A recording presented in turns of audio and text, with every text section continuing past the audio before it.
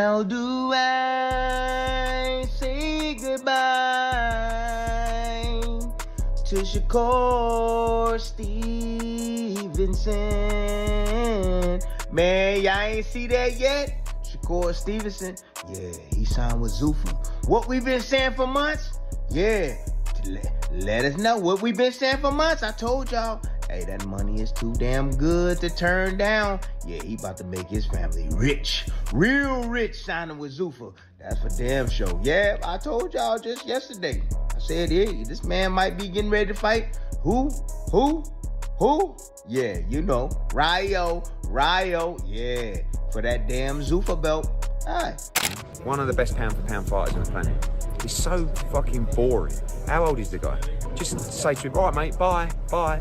Come back to us when you've finished your tantrum. You sign with Zuffa and you'll be tricked into a bunch of shit, just like Gervonta was. Boxing pros are criticizing Shakur Stevenson after he signed a blockbuster Zuffa deal, raising major questions about his WBO title and legacy in pursuit of mega fights and life-changing paydays. What Shakur Stevenson should be doing is actually getting off Twitter. Because I rate him, as I said, as one of the top fighters in the world. But he's so, like, all this stuff. You know, Ryan Garcia, I'm fighting Devin. I'm fighting Rolly. I'm fighting this. I'm fighting that. And then the fans are like, what is going on?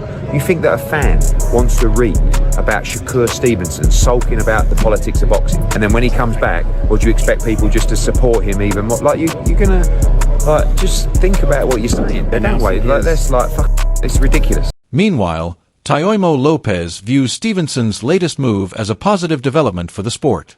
He suggests that greater balance among boxing's major players can only strengthen the landscape, making the future even more intriguing. Tio, Shakur just signed with Zuffa Boxing. Shakur Stevenson. Good job, man. Yeah. You like that? That's big, that's good. Yeah. Hey, there needs to be a balance in boxing, and that's the best balance that there could be right now. Yeah. Building on that point, Tayoimo Lopez remains optimistic about Stevenson's future under the new partnership. He suggests that the people behind the move have a clear long-term vision, hinting that more is happening behind the scenes than many fans realize. Yeah, different stuff. What do you think about the other fighters, like the bigger fights for Shakur? Do you think that he could still get them under the Zuffa umbrella? I think Zuffa is also still a team. They're a big key player in boxing. So yeah, they don't just do these deals without knowing what the pattern is. Nick Khan is he's a phenom when it comes to this stuff. Eddie Hearn notes that Stevenson's future now lies with Zuffa Boxing. He questions how the promotion's financial model will influence its matchmaking strategy, suggesting Stevenson's next opponent could reveal a great deal about Zuffa's long-term vision. On the other hand, Keith Connolly rejects the idea that Stevenson's new promotional move will complicate major fights. He believes the partnership creates more opportunities than obstacles and hints that an upcoming announcement will quickly put those concerns to rest. No, Shakur signed with Zuffa, so that'll be him moving forward. But I just don't know who they're going to put him in with. Because you see, Zuffa are paying, like, as a business, they're paying these guys 5 times more than anybody else can pay them. To fight who? Like, who are you going to put Shakur? You can put Shakur in with O'Shaquie Foster and give him $15 million? Continuing the discussion, Showbiz the Adult explains why Stevenson's next opponent carries added importance. He suggests that as a promotional company, Zuffa's priority is building the value of its marquee fighters through carefully selected matchups.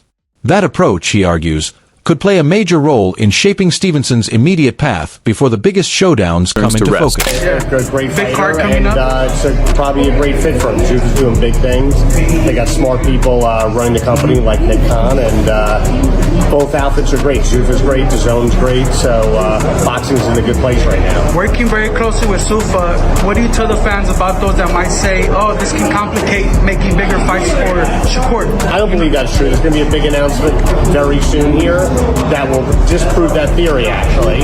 At the same time, Showbiz the Adult expects Stevenson's signing to quickly influence the direction of his next few fights. He believes the move naturally creates multiple matchup possibilities, potentially setting the stage for a series of high-profile contests as Zuffa shaped Stevenson's future.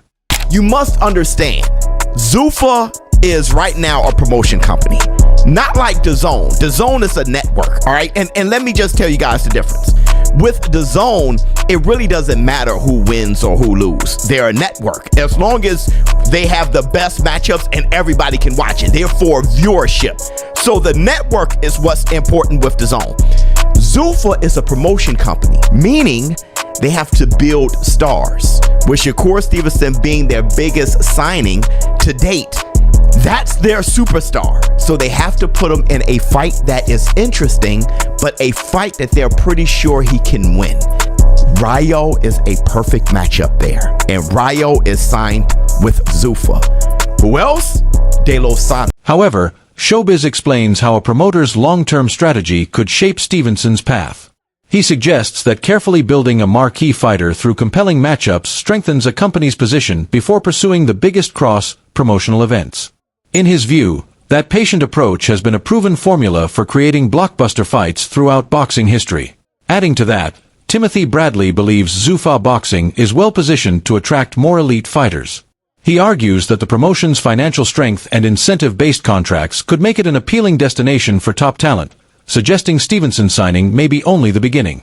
Rayo knocked him out. Shakur Stevenson signs with Zuffa. That is a natural thing. What did I just tell you guys a few hours ago on the Facts Friday? My instinct is that he's going to fight Rayo, who's on Zuffa, have this rematch with De Los Santos. A lot of people want to see that rematch on Zuffa. And probably Africa, Richardson Hitchens. From another perspective, Tayo M.O. Lopez Sr. and Gary Russell Jr. believe it is still too early to assess Zuffa Boxing's long-term potential. They suggest the promotion needs time to establish itself before anyone can fairly judge what it may accomplish. However, Showbiz explains how a promoter's long-term strategy could shape Stevenson's path. He suggests that carefully building a marquee fighter through compelling matchups strengthens a company's position before pursuing the biggest cross-promotional events. In his view, that patient approach has been a proven formula for creating blockbuster fights throughout boxing history. Now you can have an inside star fight on Zuffa with Shakur Stevenson versus Hitchens at the very end. Now, why would you do that? Why would you want to build a star if you're a promotion company? So you can have leverage in making big fights across the street. That's how it was always done. I have my megastar in Errol Spence. You have your megastar in Terrence Bud Crawford, and we keep building this thing until we're ready to cash them in, right? You have your big star Floyd Mayweather. You have your big star Manny Pacquiao. Then we build it until we're ready to cash it in. So when you're a promotion company like Zuffa and you have your big star in Shakur, you build them in very intriguing fights. Keith Connolly suggests Richardson Hitchens remains eager to secure a breakthrough fight. He explains that Hitchens' immediate focus is returning with a strong performance after time away from the ring, while leaving the door open for bigger opportunities afterward. Whether that path eventually leads to Stevenson remains a storyline worth watching. Hitchens and Shakur. That's big. My guy Hitchens is the type of guy nobody really wants to fight. They all, talk about him, and then when we actually go and try to make the fight, guys, find a reason not to fight him. So I want to get Hitchens back in the ring. He had to pull out of that last fight, so he has a little bit of inactivity. If he gets this win, he looks good. We're gonna look to target a big fight after that. But Shakur is a possibility. They are almost best friends, so that would be probably the least likely out of the big fights. But Hitchens is begging for a big fight, but he needs to get this win after the inactivity, and we'll go from there.